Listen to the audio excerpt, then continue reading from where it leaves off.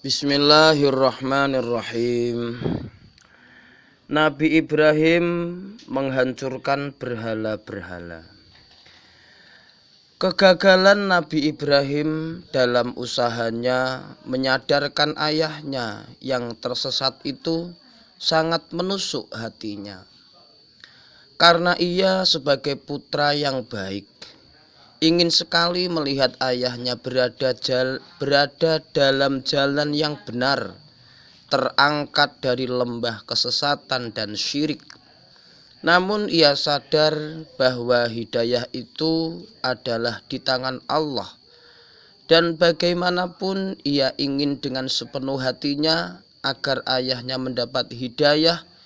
Bila belum dikehendaki oleh Allah, maka sia-sialah keinginan dan usahanya.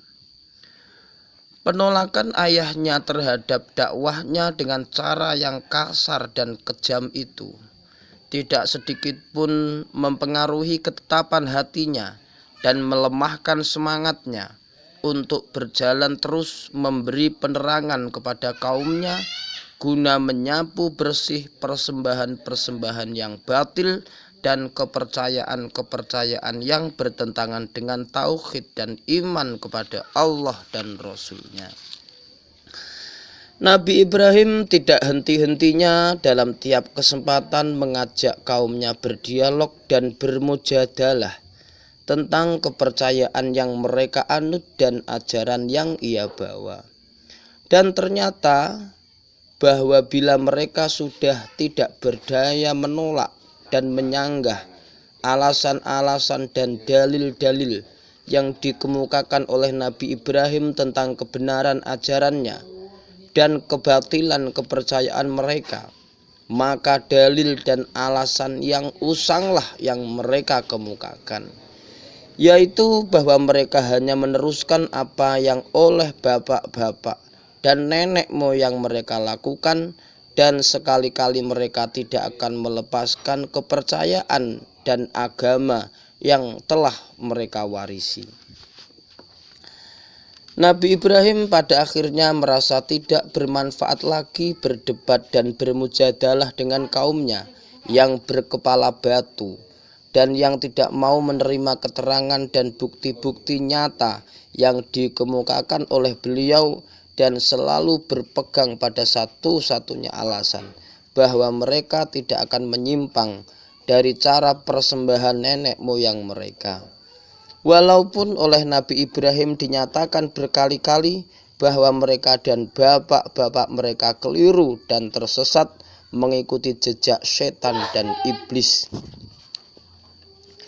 Nabi Ibrahim kemudian merencanakan akan membuktikan kepada kaumnya dengan perbuatan yang nyata yang dapat mereka lihat dengan mata kepala bahwa berhala-berhala dan patung-patung mereka betul-betul tidak berguna bagi mereka dan bahkan tidak dapat menyelamatkan dirinya sendiri.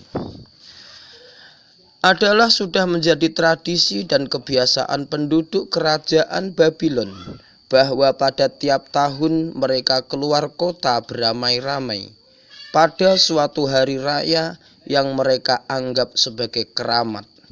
Berhari-hari mereka tinggal di luar kota di suatu padang terbuka, berkemah dengan membawa bekal makanan dan minuman yang cukup. Mereka bersukaria dan bersenang-senang sambil meninggalkan kota mereka kosong dan sunyi. Mereka berseru dan mengajak semua penduduk agar keluar meninggalkan rumah dan turut beramai-ramai menghormati hari-hari suci itu. Nabi Ibrahim yang juga diajak turut serta berlagak pura-pura sakit dan diizinkanlah ia tinggal di rumah.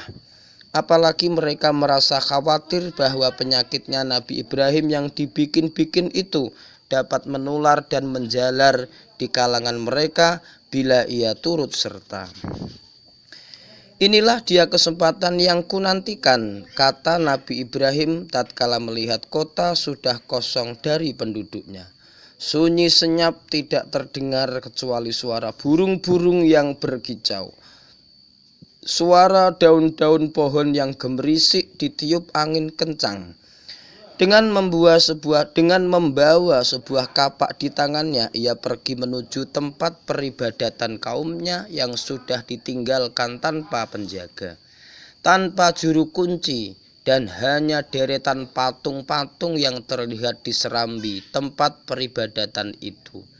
Sambil menunjuk kepada sajen, bunga-bunga, dan makanan yang berada di tiap kaki patung, berkatalah Nabi Ibrahim mengejek, "Mengapa kamu tidak makan makanan yang lezat yang disajikan bagi kamu ini? Ayo jawablah aku dan berkatalah kamu." Kemudian ditamparlah patung-patung itu dan dihancurkannya berpotong-potong dengan kampak yang berada di tangannya. Patung yang terbesar ditinggalkannya utuh, tidak diganggu, yang pada lehernya dikalungkanlah kampak Nabi Ibrahim itu. Terperanjat dan terkejutlah para penduduk tatkala datang dari berpestaria di luar kota dan melihat keadaan patung-patung Tuhan-Tuhan mereka sudah hancur berantakan dan menjadi potongan-potongan terserak-serak di atas lantai. Bertanya satu kepada yang lain dengan nada heran dan takjub, "Gerangan siapakah yang telah berani melakukan perbuatan yang jahat dan keji ini terhadap Tuhan-Tuhan persembahan dan pujaan kami ini?" Berkata seorang daripada mereka, "Ada kemungkinan bahwa orang yang selalu mengolok-olok dan mengejek persembahan kami yang bernama Ibrahim, itulah yang melakukan perbuatan yang berani ini." Seorang lain menambah keterangan dengan berkata, "Bahkan pasti dialah yang berbuat, karena ia adalah satu-satunya orang yang tinggal di kota sewaktu kami semua berada di luar merayakan hari suci dan keramat itu." Selidik punya selidik, akhirnya terdapat kepastian yang tidak diragukan bahwa Ibrahim pelaku pengerusakan dan penghancuran patung-patung itu. Rakyat kota ramai membicarakan kejadian yang dianggapnya suatu penghinaan yang tidak dapat diampuni terhadap kepercayaan dan persembahan mereka. Suara marah, jengkel, dan kutukan terdengar dari segala penjuru yang menuntut agar sang pelaku diganjar dengan hukuman yang berat setimpal dengan dosa besar yang telah dilakukan. Mereka menuntut agar sang pelaku dimintai pertanggungan jawabnya dalam suatu peradilan terbuka, di mana seluruh rakyat penduduk kota dapat turut serta menyaksikannya. Dan memang itulah yang diharapkan oleh Nabi Ibrahim, agar peradilannya dilakukan secara terbuka, di mana semua warga masyarakat dapat turut menyaksikan, karena dengan cara demikian beliau dapat secara terselubung berdakwah menyerang kepercayaan kaumnya yang batil dan sesat. Seraya menerangkan kebenaran agama dan kepercayaan yang ia bawa, kalau di antara yang hadir ada yang masih bisa diharap terbuka hatinya bagi iman dan tauhid yang ia ajarkan dan dakwahkan. Hari peradilan ditentukan dan datanglah rakyat dari segala pelosok berduyun-duyun mengunjungi padang terbuka yang disediakan bagi sidang peradilan.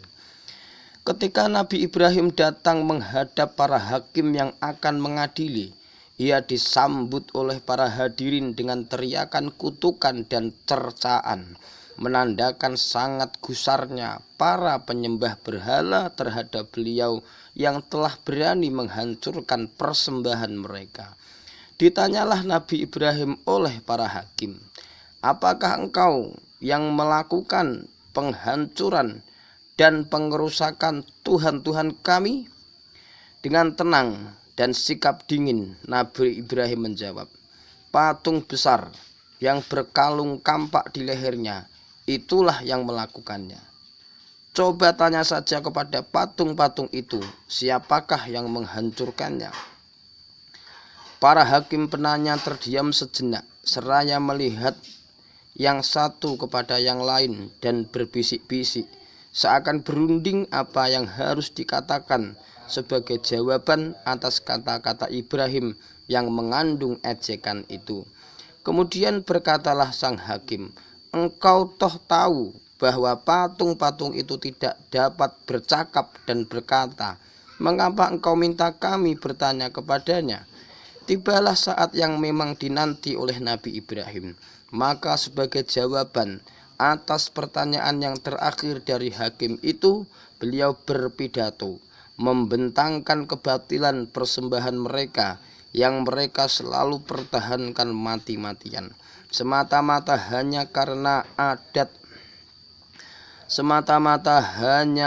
adat itu adalah warisan nenek moyang.